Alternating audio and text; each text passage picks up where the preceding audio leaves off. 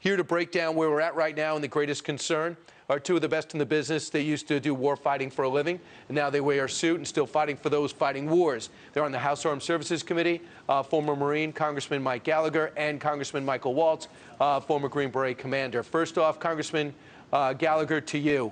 As you look at this map in the South, do you fear, like I do, that when Putin's done, he's taken such a beating, he'll just say, I'll take this and stop for now? Well, I think even if Putin were to sue for peace today, obviously the Donbass, he's not giving that back up to Ukraine. He could consolidate his gains in the South, have effective control of the Black Sea. And, Brian, people forget we abandoned the Black Sea at the beginning of this crisis. So even if he fails to take over all of the country, he could effectively have control over the South, the East, basically half of the country. And that would be a disaster for Ukraine. You know, the Ukrainians are bravely fighting. They're putting up an inspiring resistance. We're finally getting lethal assistance into Ukraine that Waltz and many others have been screaming about for over 2 years now. But to Putin, human life is cheap. We've seen that in Chechnya, Syria, his own people's and the targeted human life assassinations undertaken. He's going to keep going. Right. Congressman Waltz, now 90 tons of water, of food, and reinforcements is coming, and supplies are coming into Mariupol. But it's got to come from Poland, and they got to go across this war-torn country. What's your greatest concern? You know, my concern right now is that those supply lines are going to start getting hit by the Russian Air Force. Putin has hinted that pretty darn strongly. He said all of those supplies are fair game, whether they came from NATO or not. We saw airstrikes on some key bases in the West and missile strikes on some key bases in the West. But, Brian, it would be nice if they had additional MiGs, if they had additional Air Force power, the Ukrainians did, to protect the West, to protect those bases, and to protect the supply lines. Those MiGs should be provided tomorrow.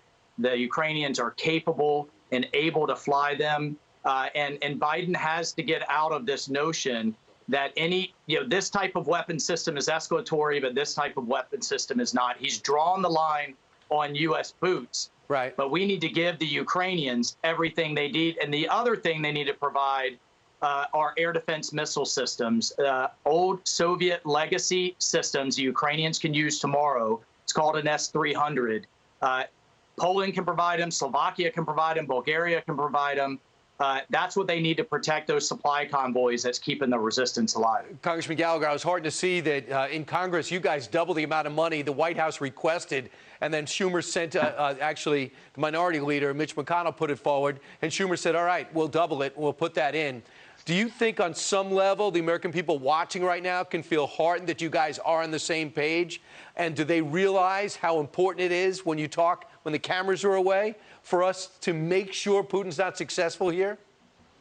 I think on the Armed Services Committee, there is a lot of bipartisan support for providing the Ukrainians the lethal assistance they need in order to defend themselves. Obviously, hindsight's 2020. We should have been doing this over the last year. The Biden administration delayed for over a year. That was a mistake. It's a disaster. But right now, I see that shared bipartisan spirit. However, the biggest divide, as I see it, is that when it comes to things like energy policy, the Democrats are in just a completely different place than we are. Granted, we all join hands to sanction Russia, but until we unleash the true power of American energy, and the Democrats are effectively sanctioning domestic production in America. I know. That's how we undermine Putin over the long term. That's what we have to do. And as yet, we have not been able to bring our Democratic colleagues along, as well as on this issue of the Iran deal, which is related because obviously the Russians are trying to use their leverage over us in Vienna in order to force us into a more prostrate posture as we go forward. I know. It's just unbelievable. American people, think about this. We're trying to get back into an Iran deal that was terrible in 2015 and is worse now, and we're not allowed to sit in the same room. The Russians are negotiating for us with the evil Iranians who want to take that money and bolster up their terror groups. It's hard to get your head around. But I want to go back to the fighting for a second. Let's go to the map a second.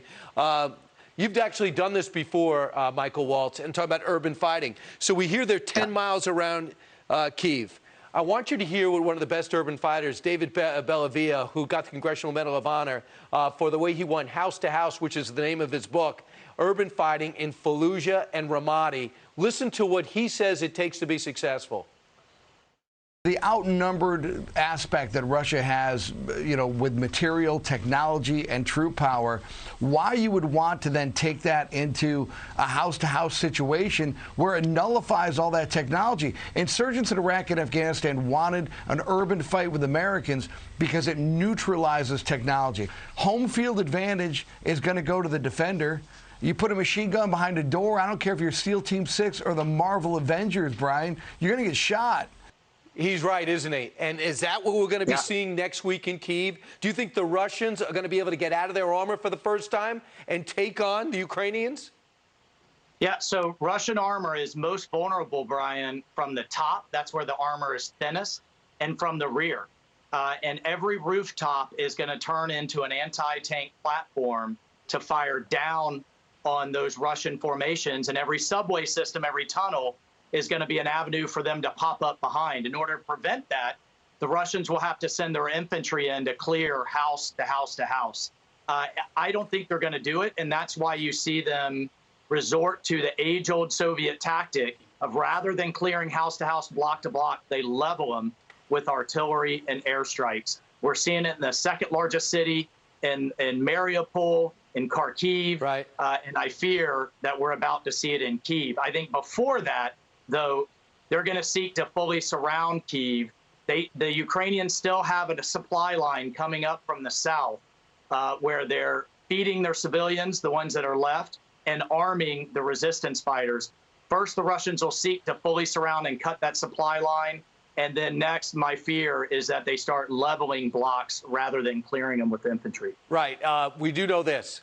The Ukrainians are making gains. And if they're half as what they're saying, it's unbelievable. And get this, final thought, Congressman Gallagher, they've killed at least 3 generals. What is this, 1776? British generals wearing red jackets leading the charge? I think my final thought is that when we have partners on the ground that are willing to fight this hard for their own freedom, we should support them as much as we can. We should have done it a lot sooner. We should learn this lesson, apply it to places like Taiwan before it's too late, because they are fighting for their lives, and they're inspiring the world right now. They're waking NATO up from its slumber, and we need to be in the business of supporting partners like that on the ground. And you both are still fighting for our country. You're just doing it in business suits. Thanks so much for being here and going to bat for the Ukrainians, which is representing freedom right now. Thanks, guys. Have a great Saturday. Thanks, Brian. You got it. Thank you. Meanwhile, another